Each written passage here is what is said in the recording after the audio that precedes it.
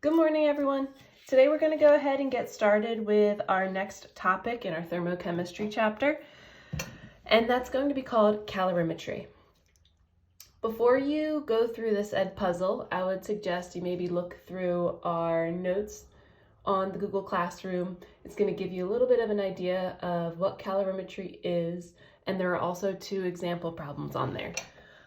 So in order to study calorimetry, just want to give you a little bit of background that again you can see on the PowerPoint.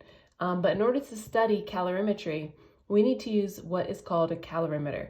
And what that is just a device that can be used to measure the amount of heat either absorbed or released by a physical or chemical reaction. In these problems here, we're actually going to be looking at just physical reactions. So we'll be looking at temperature changes. But calorimeters are actually really useful in everyday life in labs around the world. It helps us determine the amount of calories in food. So a calorimeter is actually the way that we're able to determine how many calories are in the food that we eat. So that's what's on the back of the nutrition label that you see on the back of a bag of chips, on a box of Oreos, whatever it is. So this is really useful. And we're going to be using an equation that looks similar to something we've seen before, but there's just going to be a little bit of a difference. So our equation is going to be similar to our Q equals MC delta T equation, but we're not going to see Q in this equation. I'm going to write it up here at the top of the page. What our equation is going to look like will be Q equals MC delta T equals negative, oh, I'm sorry, I think I said Q there. Scratch the Q, equals negative MC delta T. So the idea behind calorimetry is that we know that energy is conserved in a physical or a chemical process. So the heat lost by something has to be gained by something. So when we're working with calorimeters, a very basic drawing, and I would go on to our PowerPoint to see a little bit more of a detailed drawing, but a very basic drawing is we have a container that's going to be filled with water, and we're going to add a sample. In this case, we'll read through this soon. It's going to be platinum, so I'll just draw a block here. And this block, maybe it's very hot, maybe it's very cold. In this case, it's going to be at 400 degrees Celsius, so it's going to be very hot. As we add it into this water, the water is going to cool down the sample, and as that happens, the water is going to heat up. So we're sort of just measuring the energy change that's happening here. So as our heat is lost from this sample, it's going to be gained by the water. So this equation is really based off that idea that the heat lost by something has to be gained somewhere else. It's not just going to disappear. So that's why we can use this equation. We're going to look at an example together. We're going to look at number 1, and then you have 3 different examples you can try out on your own, and the answer key to this will be posted on our classroom next class. So let's go ahead and give this one a try. We're going to be using our equation up here. So let's read through our question to see what we can plug in. If 300 grams of platinum, okay, that's a mass, and that's a mass of platinum. I'm going to go ahead and plug that in for mass. We'll set this up so that we'll keep platinum on the left side and we'll have our H2O on the right side. So our 300 grams of platinum is at 400 degrees Celsius. Doesn't tell me C, so I'm going to leave that as C.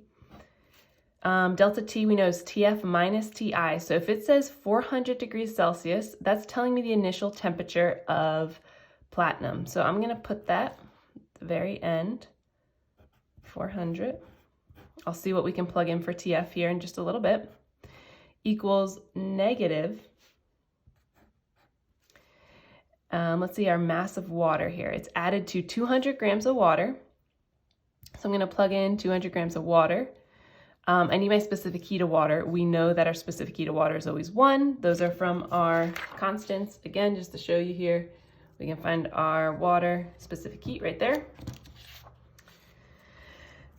And the final temperature of the mixture, oh, I'm sorry, I skipped over a piece. 200 grams of water at 30 degrees Celsius. Okay, so 30 degrees Celsius, that's going to be, again, my initial temperature. So I'm going to plug that in for initial temperature. And then it tells me that the final temperature of the mixture, so that means when the platinum is added into the water, so the platinum has cooled down, the water has heated up because it gained that energy, the final temperature of the mixture is 50.9 degrees Celsius. So that means that that's going to be our final temperature of the water. But because this sample is surrounded by that water, that's also going to mean that the sample itself, that platinum, is also 50.9 degrees Celsius. So if we plug all of this into our equation, we have everything we need except for what it's asking for here, the specific heat of platinum. So that's what we're going to solve for. So as we multiply all this out, we should find we have 104,730 times C, that's what we're solving for, equals negative 4,180. If we solve for C, divide both sides by that 104,730, we should find that C is going to equal 0.0399. And this is going to be our final specific heat for platinum. Specific heat, we're going to use the units calories per gram times degrees Celsius. So this would be our final specific heat for platinum. Okay, so we're just using this equation that looks similar, like we said, to that Q equals MC delta T equation, but we're just using the idea that because we're taking this sample and adding it into a calorimeter, which is filled with water, we know that the heat lost by platinum has to be gained by the water. All right, so I hope this helps you get started with the next few examples. Please look on Google Classroom for the PowerPoint. There are 2 other examples that you can look at to help guide you with just handwritten notes like this. And hopefully that can get you through numbers 2, 3, and 4. And again, this will be posted next class period so you can check over your work. Great job. Keep it up. Talk to you soon.